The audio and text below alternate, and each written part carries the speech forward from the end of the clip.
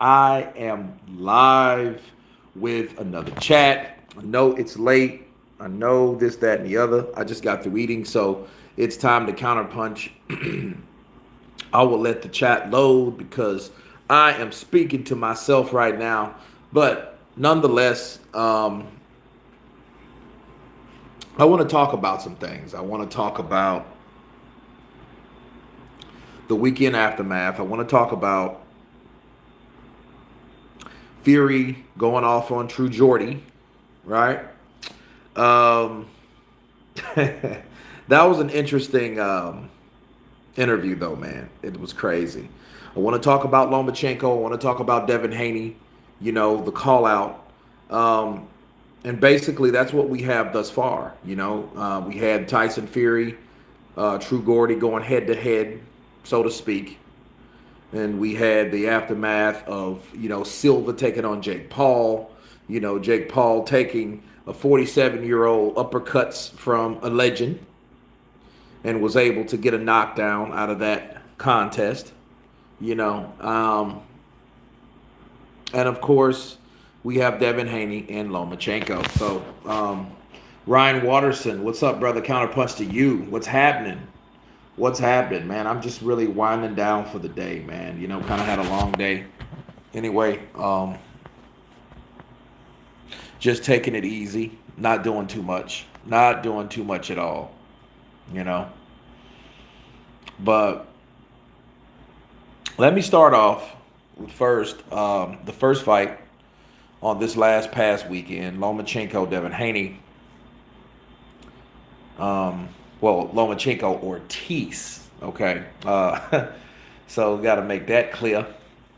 Um, that fight should have been a it should have been a split decision, majority decision, closer than it was. You know what I mean? I can't see how a fight was fought like that, and none of those judges gave it to Ortiz. I just don't see it. I think, the judges were off. Lomachenko, yes, it was a tough fight, but you're looking at a guy that's an undefeated fighter. I put him in the same pool, the same ballpark as when Paul Williams took on Erdeslandi Lara.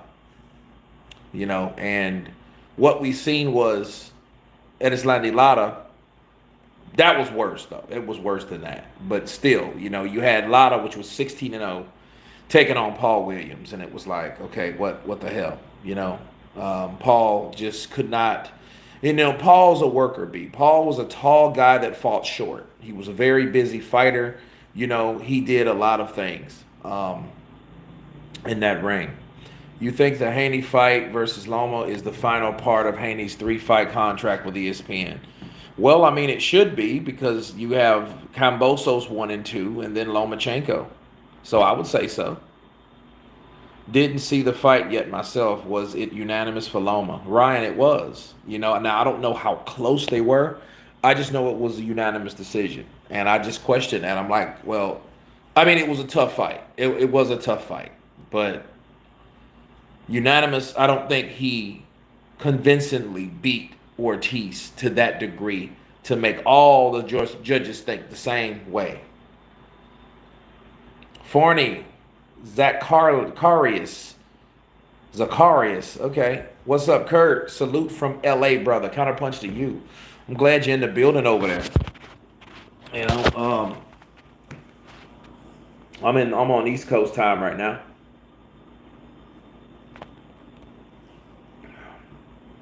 But yeah, man, what else? Lomachenko. I mean, he did press the gas. He did that. He pressed the gas. He showed that even though he was the smaller guy in there, he showed that he could take a licking and keep on ticking because that's what he took, a licking. Are you watching Taraj versus no? You think Devin Haney beats Loma? He could. If this is the best chance than any. Why? Because Loma doesn't look like the same guy. I still want to know what Devin Haney does with Loma. But we've seen what fighters can do. Like Loma, like Teofimo. Say what you want about Teofimo Lopez. Teofimo Lopez was the other guy that showed you how to beat Lomachenko technically and more clean. Because, what is his name? Orlando Salido? He couldn't do that. Orlando Salido just was in the right platform with the wrong ref, and he had a lot of concessions. He had a lot of gifts. He had a lot of things that he got away with. Bars. This guy, Orlando Salido, I mean, it had to be 20, 25, 30, maybe even past 30 times where there were counted low blows that wasn't counted by the referee. So, and then Loma almost stopped him, I think, in the 11th round or the 12th round. He hurt him. So he almost got Salido out of there, and Salido was like 11 losses at that time. So he was he was a modern day Derek Chisora, just in a smaller weight class. But he showed you, though, how you fight a boxer, especially a superb boxer like Lomachenko. He showed you how that works. He showed you what to do, and maybe he could have done that without fouling, but we'll never know because he fouled his ass off. But nonetheless, he won officially. But Teofimo was able to stick behind the jab, use the Philly shell or the crossover, and he was able to counter when needed, but he's constantly stayed busy with Loma. He didn't let Loma get off. He didn't let Loma think. He kept using the jab. He was the aggressor, but he stayed consistent. He fought smart, and he stayed active. Okay, that's the one thing that I will say Teo did. So he shows you that, look, it can be done. And if you watch the Ortiz fight, Jermaine Ortiz was actually doing a pretty good Teofimo Lopez impression. Okay, so he was doing exactly that. Let me get a stand because I'm tired of holding the phone. So, yeah, this is good enough.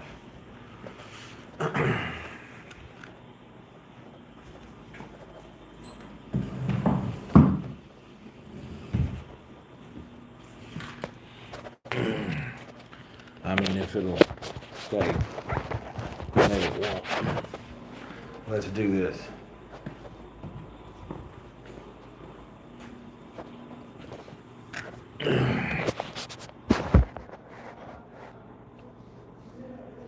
Teofimo Lopez said he'd come to the UK to fight the winner of Josh Taylor versus Jack Catterall. Well, Ryan, that would be great. I would like to see him do that. He's the same size. He's a talented fighter. I think he needs to step up. And I think the rise and fall of Teofimo wasn't when he got beat by Kambosos. That wasn't his rise and fall. That wasn't the time he fell. That was the result of falling, the result of having and making the wrong decisions. And he let his ego and his anger and his resentment towards Team Loma get in the way of his own legacy.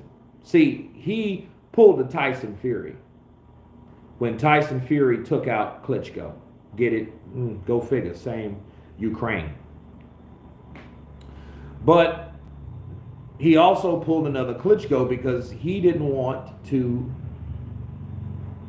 rematch the champ, the guy that got you there, the guy that gave you the notoriety, the guy that is on your resume that makes you who you are. He didn't do that at all. What Teofimo Lopez did was, oh, fuck him. He should have signed or should have had a contract clause in the rematch, or or a rematch in the contract clause, right? And because he doesn't have that, I don't give a fuck about none of the money. I don't care what my dad says. I don't care what Bob Arum says. I don't care what anybody says because it's all about me now. I'm the takeover, so I took over. So what did he do? He passed that fight up 2 or 3 times. And the next fight, comes to find out, was a banana peel. He fought George Kambosos, and what he did was things kept happening in that. I'm like, dude, when are they gonna fight? They supposed to fought like in months before they fought. So be that as it may, and then he gets beat. And then then it was a meltdown. It was like, I'm thinking about killing myself. My family's drenching me, or my mom, or my wife's family, is taken from me. They're leeches. They're this. They're that. So, he went through a rough spell, a rough patch. Then he thought he won the fight. That's what made him people look at him crazy, because they're like, no, you didn't win that fight. You got beat up, bro. He got a knockdown in the 10th, so he hurt Kambosos, but he wasn't. He didn't have enough in him, because Kambosos came right back. So it was a classic flip flop upset. Kurt, I think Loma will perform better against Haney. I feel this fight was good for him in the sense he fought a young, hungry, strong, bigger fighter. Still 50-50 Loma versus Haney. Well, I hope so. Because the last thing I want Loma to do is go out there, Mr. Old Guy, and get beat up by Mr. Young Guy.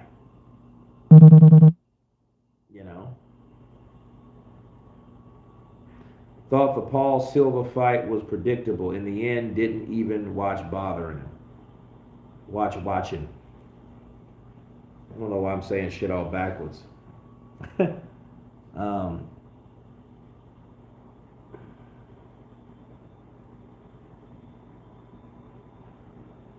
Well, believe it or not, though, that fight, Jan, that fight was pretty good. Hold on a second, guys. Hold on a second.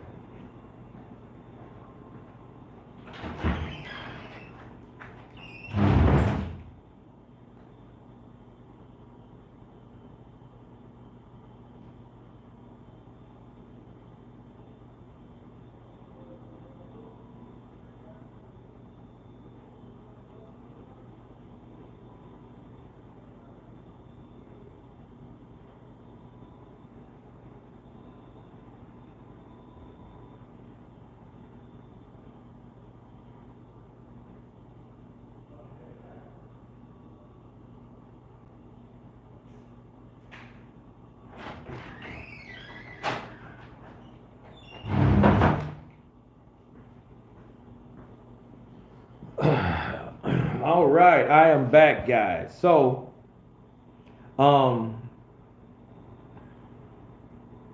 Jan, no, the fight was pretty good, man. I enjoyed it. I really did. I mean, I was surprised that, Silva could do what Silva could do, and like, say what you want. He didn't knock Silva out. He didn't just beat the shit out of Silva.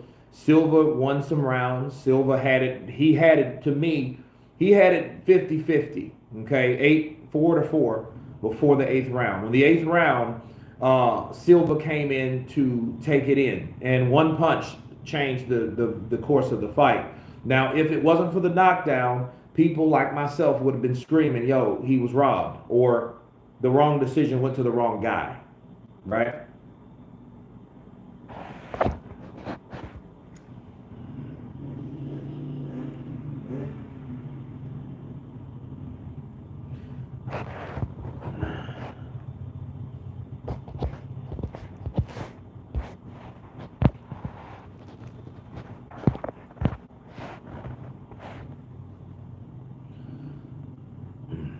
Hey, Kurt, shout out from London, UK. Was great to hear you and Kenny the other night, bro. Unverified bear. Guys,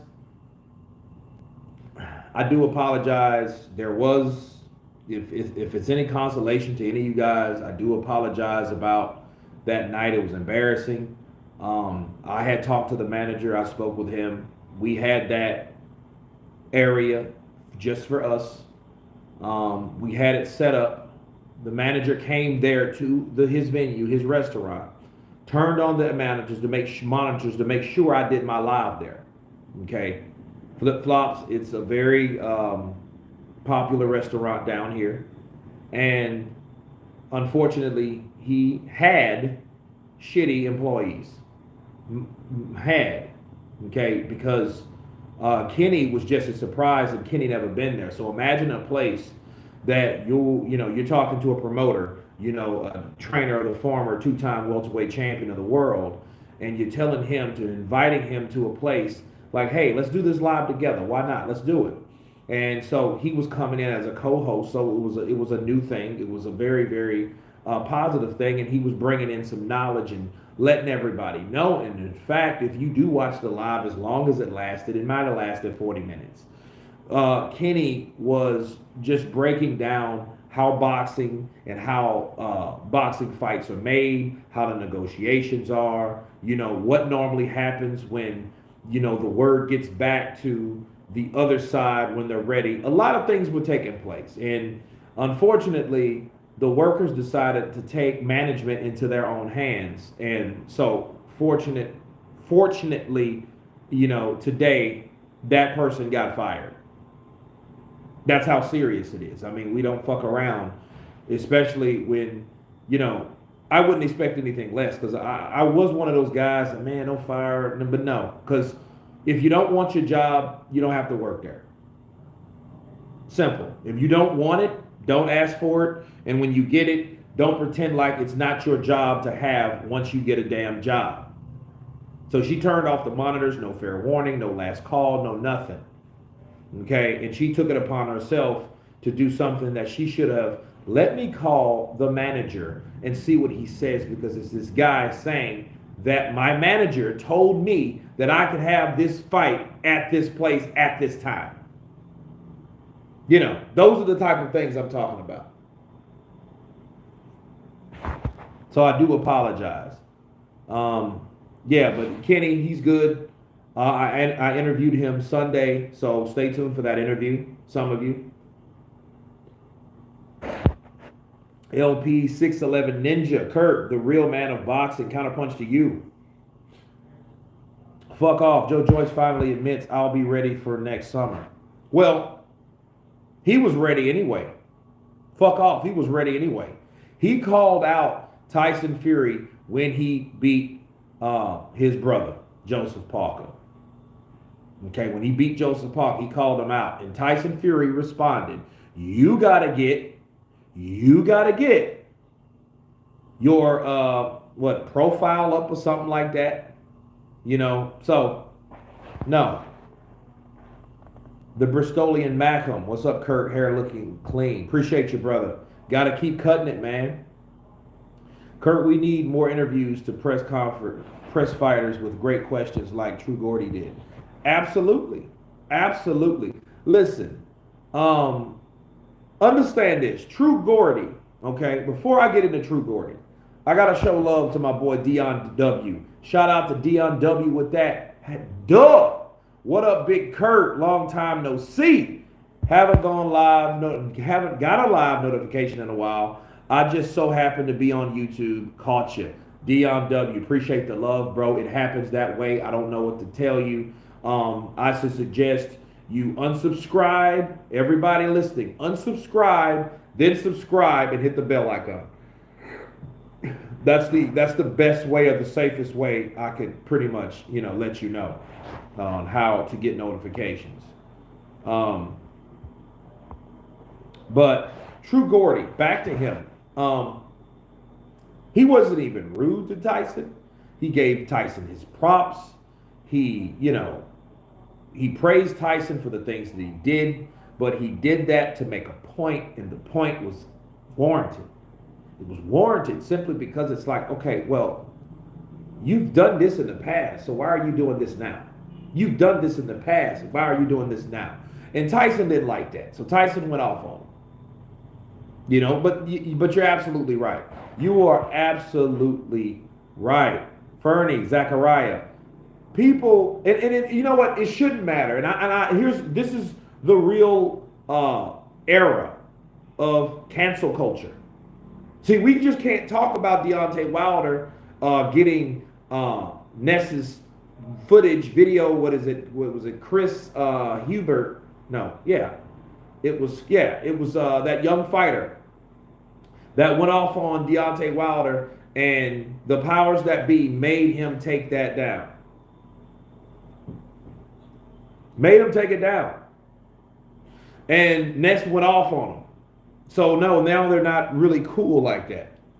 Even though Ness would like to be cool with Wilder, but it's not. But that's cancel culture. See, Tyson said, "Hey, I'll never fight or do another interview with you again. You a shit house, suck a dick, and all this." Like, you're mad because that man told you about your fucking self. Then it just shows you, well, I'm not having interviews. But listen, Wilder ain't the only one. Tyson Fury is not the only one. But they are examples of the people that do that shit. Oh, I'll never have an interview with you. Fuck you too then. You know, because if I remember when Howard Cosell used to go head to head with Muhammad Ali. But at any time did Muhammad Ali say, man, I don't want to mess with Howard Cosell. You know what? Howard Cosell, you can go to hell. I don't want nothing to do with you, man. Now, in fact, I'm going to snatch that toupee off your head real fast. Real fast. You didn't hear that. You didn't have shit like that. You had freedom of speech. Okay, you didn't see Floyd Money Mayweather. You didn't see him say, Brian Kenny, I'm not coming on your show no more. Like it's a threat. Fuck you and your threat. Drew Gordy is a guy that has millions of subscribers. He can't take away that. He can't, it's decentralized, so there's nobody over him saying, hey, yo, you need to take that down and this, that, and the other. No. But Tyson Fury is another example of a person that cannot handle constructive criticism. He got pissed off. That's why I don't get those type of interviews. I don't get those type of interviews. And here's the thing. I don't like being told, because when someone is put in front of me and they're telling me, hey, don't do this and don't say these type of things, I'm like, well, what's the fucking point of me having an interview with you then? You want me to keep it at a general ass-kissing melatonin level, but yet you don't want me to ask questions that everybody really wants to know. Give you guys an example. If I'm interviewing Usyk, I would say, why didn't you show up at that fight? Just to silence the bullshit, because people, he didn't show up at the fight. He got to be scared now.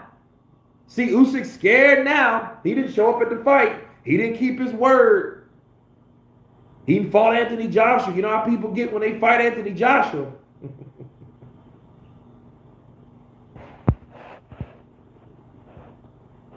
Root GMR. Greetings, CP from London. Root GMR, counterpunch to you, brother. Jan, Kurt, are you Dominican? No, I'm not. Ryan Watterson. Silva is 47 years old. He is. So that's why he gets a major shout out for going 8 rounds with a young guy that's 24 years of age. Or something like that. Yeah.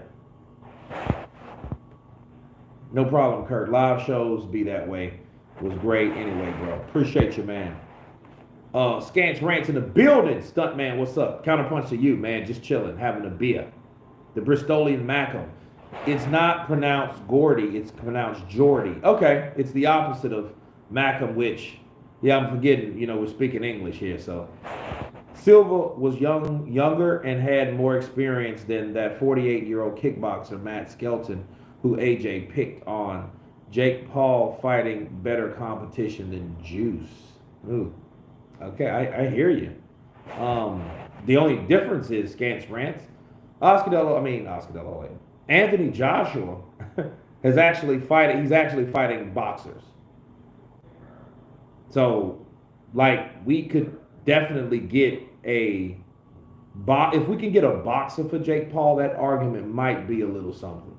But it just so happens the last 2 fucking boxers mysteriously did not, happen. And it makes you wonder, okay, well, what's up with you really, Jake Paul? Are you really trying to make people think you want these fights and you really don't want them? Because the boxer gets in there and he starts taxing that ass, then you're going to look crazy and nobody's going to care about you. You're just going to be Logan Paul's brother. You're just going to be another YouTuber.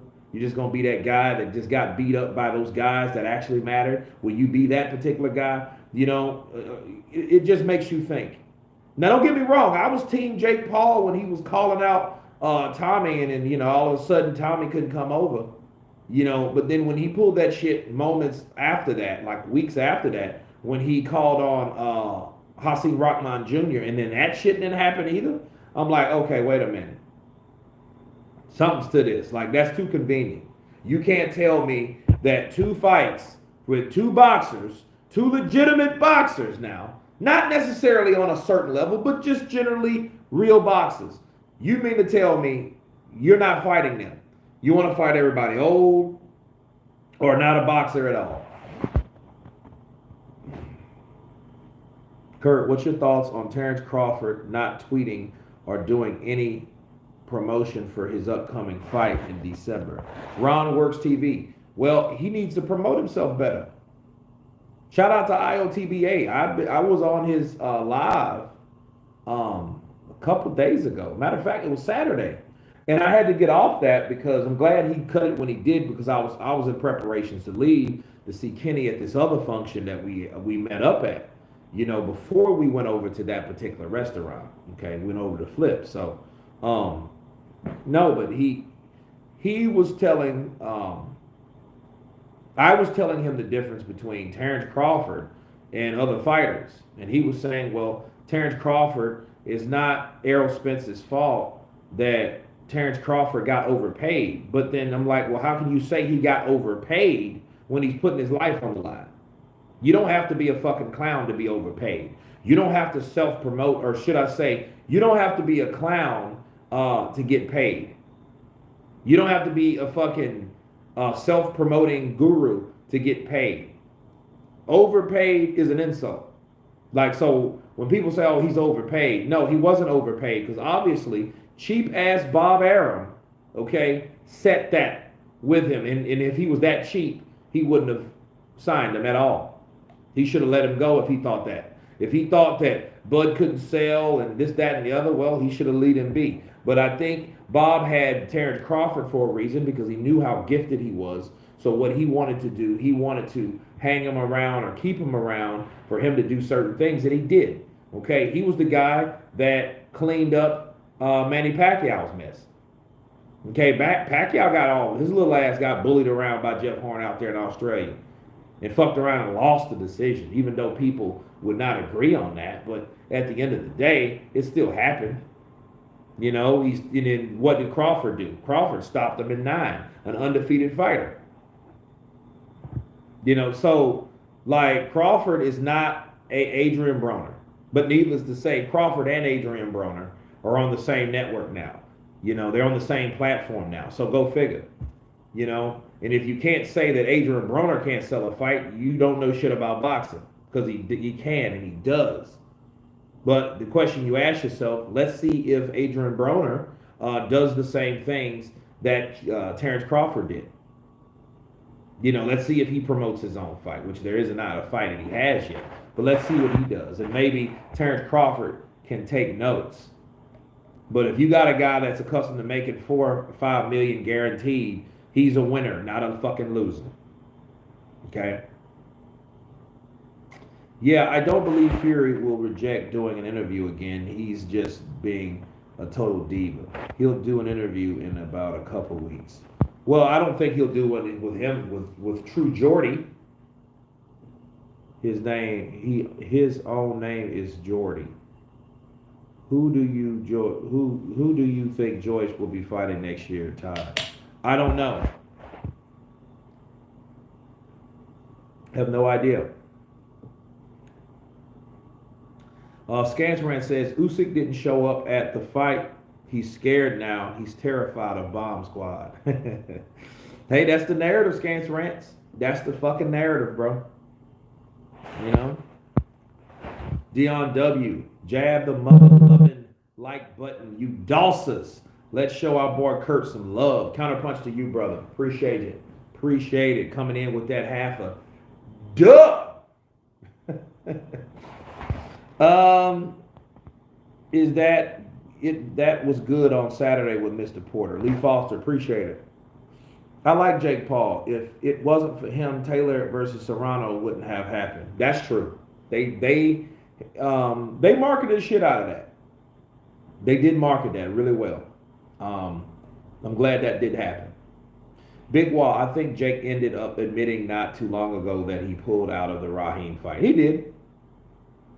So you have to understand, with a lot of people that have all the power and they say it's my show, it's my call, it's my decision, it's my option to do whatever the fuck I want to do. Understand something, people. When people talk like that, they're giving themselves away. So if something ends up with the fight not happening and it's on their end, it was their power to do so.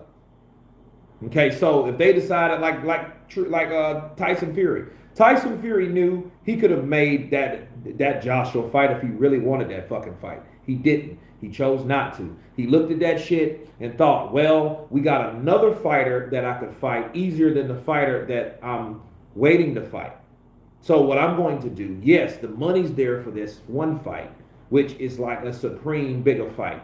But how about we just let that marinate and let Anthony Joshua get himself back, and let's take the easier fight coming from the same management company, 258 Management. So that's what Tyson decided to do, because what he did, this is what happened with Tyson.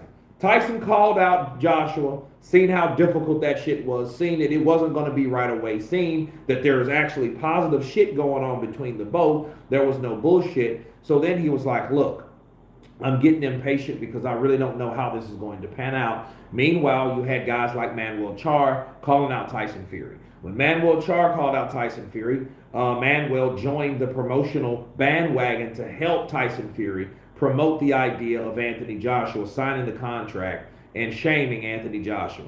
That's how you do it. And then you're promoting the idea that, hey, if this dude don't fight, I'll fight him. So you had Emmanuel Charr on the board. Then when his boy Joseph Parker gets knocked out, right? Because that was like 2 days before the deadline, that Saturday. Okay, so when Tyson Fury came in there, allegedly coked the fuck up, because that's how he looked. He looked coked up, people. Let's stop the bullshit. When he came in there, told Monday is the deadline. Monday is the deadline. I'm like, damn, what's wrong with this fucking dude? Coke. But anyway, he said that, okay? So, that same night, him and Derek Chisora made kind of a scene. When they made a scene, Tyson was like, look, Derek Chisora, he's spitting Vitali's face. He threw a fucking chair at Dillian White. He dashed and watered Dillian White, and with their confrontation in their first fight. Bars. He done a lot of things to self-promote. Okay, and everyone knows Derek Chisora. So he was like, you know what? Fuck Manuel Charr. Let's go with Derek Chisora. So then that ball started rolling. He started sending, contracts to him. Okay? And then it took 3 weeks for that shit to get done. See, that same 3 weeks it took, he could have been still working on the Joshua deal if he really wanted that fight, in my opinion. Okay? And what he did with Manuel Charr, the poor bastard that he used to promote, the idea of fighting Anthony Joshua, hence promoting himself, he just dropped him like a bad habit. He left him walking his white lion or white tiger or whatever the hell that was. That white feline wild animal he had walking around. You judge Tyson Fury, you signed the fucking contract. You sign it, be a man, don't be a pussy like Pussy AJ. Sign the contract, you a shit. You a shit like Joshua, Pussy Wa. Come fight me. I helped you, bitch. Fight me now. You lied to me, you fucking gypsy bastard. What did you think of Jake versus Silva? Bryce, I thought it was good. Serrano had a BS lowball offer from Hearn before Paul came on the scene. When Paul arrived, she got $1 million. Shout out to Serrano. I think Serrano will beat. I think she beat Katie Holmes or Katie. Katie Taylor. There you go, Katie Holmes. But yeah. You're gonna get it. You're gonna get it, Pop Yadalsa. Hey, Kurt, Sanchez would beat Derek Chisora. Yes, he would. But then you You can't overlook Chisora though fighting someone like Frank Sanchez. Because if Chisora, even though I look at Chisora as about a 6 round fighter, if he hits Sanchez and hurts him, he's gonna try to take him out. So you can't just call him out. I mean, he's gonna come to knock your head off, sure.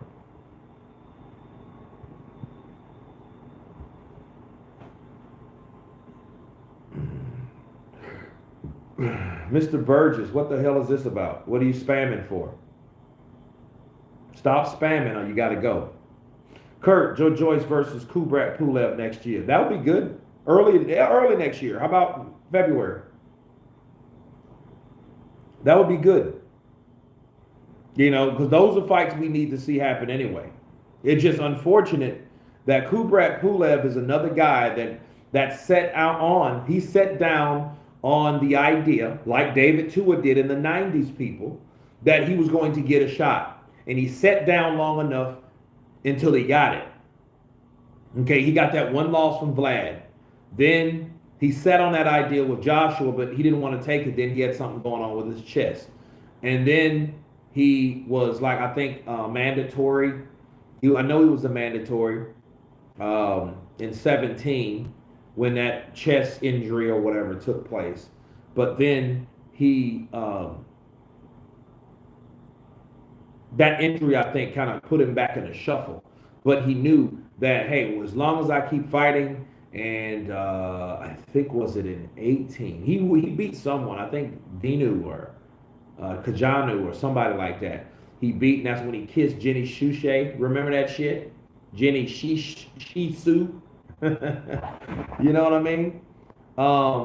So Kubrat Pulev is another example on how guys sit on that, just sit and wait on that opportunity they already have. They're not going to fight too many people. You know, Kubrat did fight, I think, a couple times or one time since then. You know, tough guy, big guy, you know, crazy guy. But he wasn't trying to fight the rest of those guys until he lost. So, you know, now we can see what Kubrat Pulev does. Unfortunately, he wasted the later part of his 30s waiting around. You know, staying in that position to get that big money fight. But you got to think about it. He fought Joshua, though. So at what point do you think, well, hey, maybe fighting Joshua was the best thing for him to do? If he had to take an L, it would be better taking an L and gaining some M's versus sitting around and fighting all these tough-ass opponents and don't get shit. So a lot of people don't want to take risk. You know, they don't want to mess up that money. You don't want to be like Terry Norris. You know, you don't want to be like... Who else? Who else did that? That they were looking for a big fight and it just did not happen because they got beat. Terry Morris comes to mind.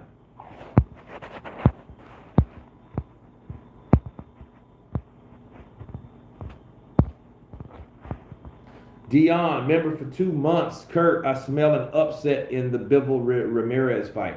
Man, there's no telling. There is no telling.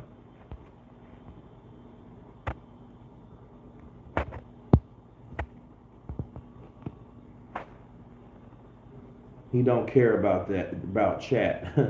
This is funny. No, I'm not hacked.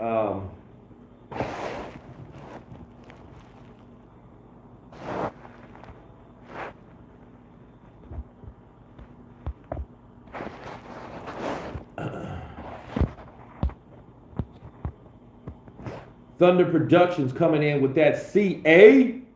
I hope Chisora knocks Tyson Fury spark out for talking this week fight. You know, if Derek Chisora knocks out Tyson Fury, that will bring boxing in the heavyweight level back full circle.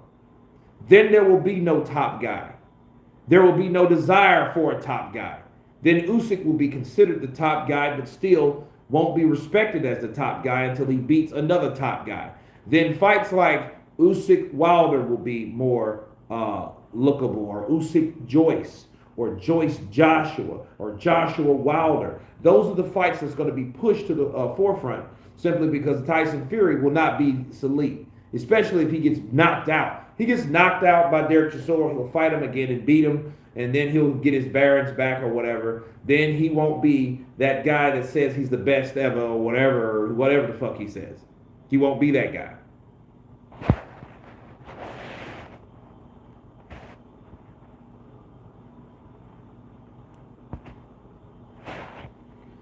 Okay, there we go.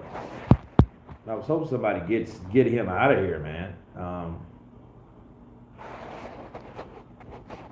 But yeah, this is just too much. Pulev is shot. McCauley, Zhang, Wallin, or Sanchez would be good opponents for Joe Joyce. That's true. Scance Rants. Wrench me up so I can take care of history. Burgos. Man. Scance Rants. You've been around for a while, bro. You got that. Get this motherfucker out of there. Because this type of shit, like, I'm cool with answering questions. But, like, doing stuff like that, come on, man. Scance, man, you got the keys to the city. Get his ass out of here. Get him to step it. Get him gone. Everyone reading Buggles, just click on block. St. Don, counterpunch to you. Lopez versus the sniper. Who besides Loma, Usyk, Canelo, Inouye, and Chocolatito are truly pushing their limits in the weight to be properly considered pound for pound? Who besides those guys? Let me see. Joe Joyce just gets overlooked, and I think Joe Joyce would fight any of those guys. Del Boy Chisora is more credible than David Kardashian. Hey, man, you can't look. It's like this. When you start doing stuff like that, you can't help but being criticized. And stop trying to make this like, they're trying to make it something that's not. Like, dude, it's a tune-up fight. We've seen Tyson Fury pull tune-ups out of his ass. He did 2 back-to-back, fought Wilder, then 2 more back-to-back, fought Wilder. Okay? And he really actually surprised me for once this year when he decides to take on Dillian White. And I was like, nice. Tyson Fury actually did something that he really supposed to actually done.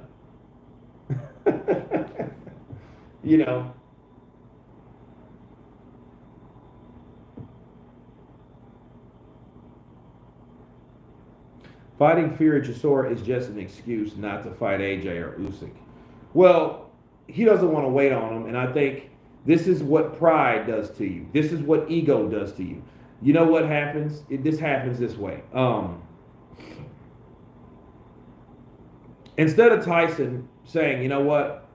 I just need a tune-up. I just need to get in there, get my feet wet. I'm kind of rusty. It's been a while. So I just need somebody, to get my bearings back. Mr. Burgles versus, yeah, that shit's crazy. He's slapping the ass down, though. It's like watching the stock market. He fighting Usyk in February and March. Well, let's hope so. And see, St. Don, I know you're a Tyson Fury fan, which is A-okay. I love certain aspects of Tyson, but not everything he does. I don't love everything everybody does. You can't be that way. You got to call out the bullshit of each and every person. Like Joshua, what the fuck was he doing? Throwing that man belts out of the ring like that. Then thinking about it, And I'm wondering what he thought about Joshua did when he walked out of that ring, because his dad was trying to help him out. He's like, for me. I'm like, damn, dog, you act like a big ass fucking kid.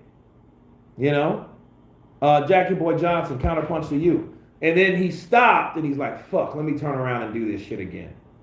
You know what I mean? So it's like, you could look at it like, okay, well, wait a minute. Why did he do what he did first? We've heard, if you guys ever seen Coming to America, Hakeem, he says, normally your first reaction is the correct one. And that's true. That was the real one. That was the one that he initially wanted to do. Fuck you. Fuck all you guys. Fuck him. Fuck you too. I'm pissed at all of you. I'm leaving. I'm not saying shit. I'm not doing nothing. I'm not replying. I'm mad. That's it. Then he stops and says, you know what? Let me stop. Let me do this again. You know, you can look at that saying, okay, you know, he did what he did. He, you know, changed his mind. Well, yeah. Hey, apologize. But then again, you know, like when people seen that side of AJ, they were like, oh shit, who is this fucking guy really? That motherfucker ain't laughing now, is he? In a weird way, Chisora is a good tune-up. Stay busy, fight until he fights a real dog. Nicholas, if he acknowledges Derek Chisora is as a tune-up, we wouldn't be mad as long as he fights Usyk. I don't care. As long as he fights Usyk, I could care less. You know? But he's not doing that. He's trying to make Chisora some big shit, some person that he's really not at anymore. Chisora is a 5 to 6 round fighter. He's looked shitty in his last 2 fights. You know what I mean? He looked good against someone like Pulev, but who do we know and how do we know Pulev is worth a shit? You know what I mean? So yeah, he just looked good fighting guys that he is comfortable or is on the same level as him. And I was impressed by it, but it wasn't just a fucking walk down or a walk through or a beat up or a beat down. He didn't just do that to Pulev. Pulev gave his ass the business too. You know, it just, Chisora had the momentum. He had the electric from the crowd. He had the spirit of a warrior, and he did not stop.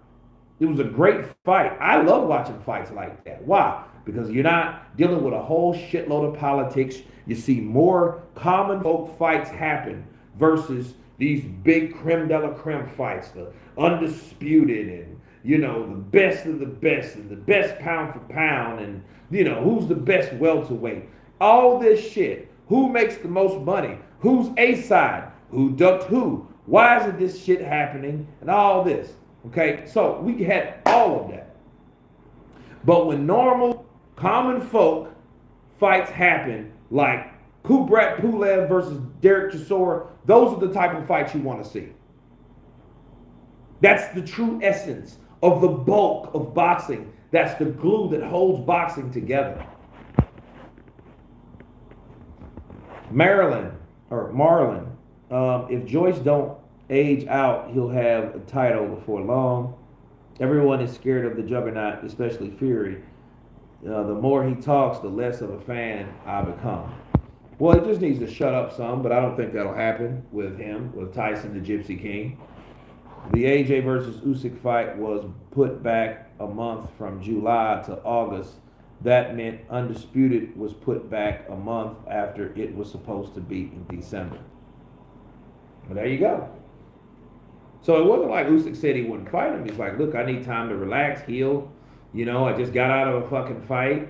It was pretty strenuous. I like to train. I like to prepare myself. Now, if there was some type of inconsistency with Alexander Usyk saying what he said like this, let me give you an example. Let's say Usyk doesn't take but 8 weeks to train, and then he turns around and says, I need 3 months to train. Okay, I think that's bullshit, Alexander Usyk, because you normally take 8 weeks or 6 weeks, or that's the amount of time that you're going to dedicate for this fight. You know, so I don't believe that. He's always been that type. Henry Gomez, counterpunch to you, brother.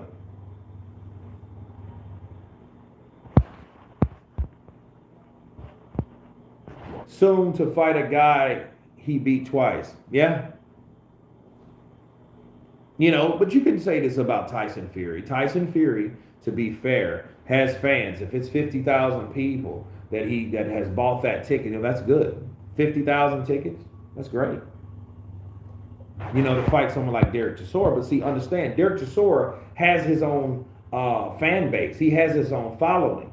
Just like Dillian White did. You think he couldn't do that shit? Listen, Tyson Fury knew fighting Dillian White at Wembley was going to be huge. It was going to be superb, super, gigantic, and he knows that. Why didn't Fury give Chisora a deadline? McLovin, that's what True Jordy asked him. That's why he got pissed. You know, one of those things. See, that is the lighter that lit the stem right there. Juice gone wild. Is there a rematch clause in the Chisora fight? No. If it is, it's a one-sided one. Still, only guy he burst open Fury on of his high. Fury was lucky to win that fight. I mean, he could have fought Otto Wallin again. That would have been better than Chisora. If he would have really gave a shit. If he would have wanted to fight someone like Otto Wallin, which Otto Wallin is looking for a fight, can somebody please fight this fucking guy? You know, he's one of those guys that are falling between the cracks. Jack Boy Johnson, Fury should have rematched Wallin and tried to KO him this time. That's true. You know, use what Javen Sugar Hill taught you. Kurt, they would say Otto was a cherry pick. Well, I mean, if he was a fucking cherry pick then, is he a cherry pick now? You know what I mean? You didn't call him that shit when you fought him the first time. And he was a cherry pick the first time. Everybody know that. They just didn't know his potential. They just found out that Otto Wallin was not Tom Schwartz. That's what they found out. Like, fuck, this guy's a lot better than we thought he was going to be. Pigeon-toed ass southpaw that can't punch, that has a little speed, that I'm a lot bigger than, I'm taller than, or whatever. I can get him.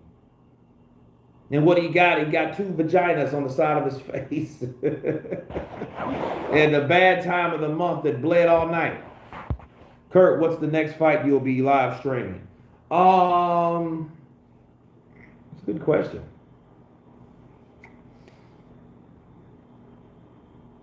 Tyson Fury, Derek Chisora 3. I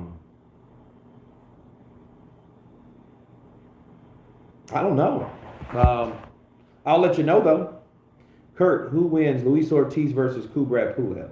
That's a good question. That's a toss-up because Ortiz, if his punch resistance is gone, so Ortiz can punch. You can see he has power and shit like that. But he doesn't have any punch resistance. His shit's gone, bro. You hit him, he's taking a knife. You know?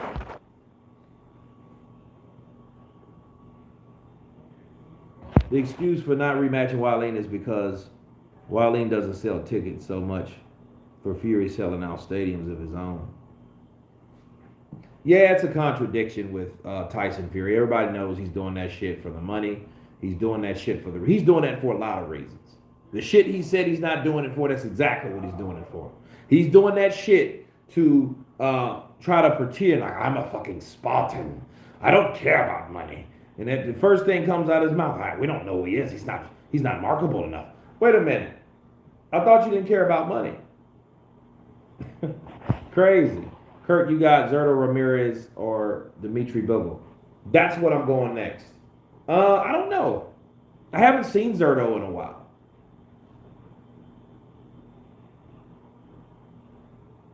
I haven't seen him in a while. But, no, I think Silva did a good job at 47. Loma shouldn't have got a unanimous decision. Tyson Fury shouldn't have went at True Jordy like that because that was very unprofessional. It just shows you where and when he can or how he can lose his cool, become all unglued and all this. It just showed you like, hey, you know, Tyson, you see him, he was kind of looking, where are you getting at with this? He was already mad. He just stayed composed long enough to get and to say what the fuck he was going to say anyway. He was going to tell True Jordy something. Because, you know, because he was one of those guys, you know, how dare this fucking Tulsa ask me, question my authority, like his big bodybuilding ass hasn't done anything. Fuck you, True Jordy, you fucking shithouse. You haven't done anywhere. You haven't done anything in the sport. You can't put down Derek Chisora. He's my fighter. You Dawson. There was previous beef. Well, him having previous beef, he came on there nonetheless. But he lost his cool. And if they did have previous beef, beast of the beef, then, well, he showed it, didn't he? Too bad nobody wanted to fight Ortiz before he was over the hill. Well, Ortiz was still dangerous.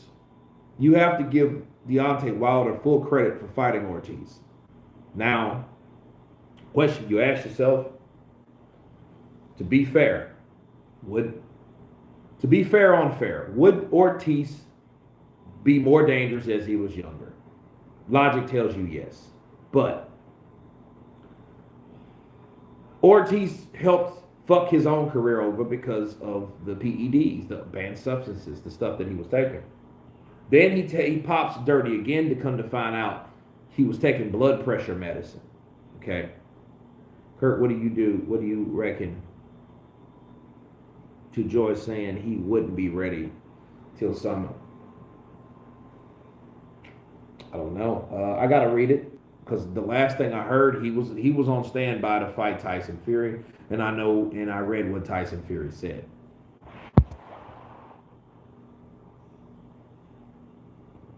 Fury went on looking for an argument. Jordy asked the questions nobody else would. Fury's innocent, incoherent excuses were laughable. He couldn't handle it and resorted to insults and threats. That's what people do. It's called deflection. You start an argument with a person that's asking you a question that you are uncomfortable answering. You either don't want to answer it and it makes you uncomfortable answering it, or you have no answer for it. Either way, you need someone to deflect, especially when they come at you with something that you cannot. Kurt, what happened to Derek Chisora, Kubrat Pulev, manual charge? So, well, Derek Chisora already fought Kubrat Pulev. Okay, so you have to remember that. Pulev also fought Derek Chisora.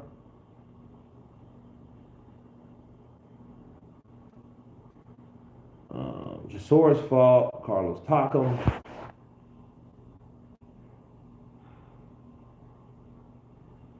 David Allen, I think he left. Big Kurt, Abib H, counterpunch to you. True Jordy comes on the zone last YouTube fight. He on the firm. Okay, True Jordy was on comes on the zone. Kurt, give me your top 5 heavyweights you most want to see right now.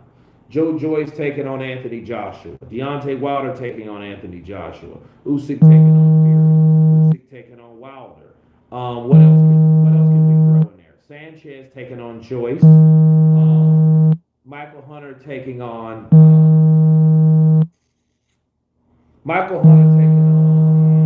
who? Jared Anderson. Frank Sanchez. Those are some good fights.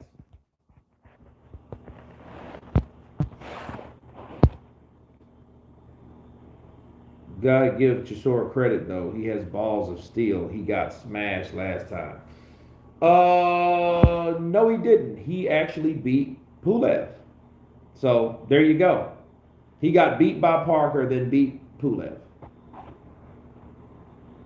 Pick up the phone, Kurt. No, I don't think so. But yeah, I think it was a trip. I think Tyson Fury I think True Jordy should just set the standard of things set the standard of what we expect from these guys that are trying to avoid certain people. You know what I mean? But anyway, I appreciate you guys coming on live for me. Thank you for the Monday night chat.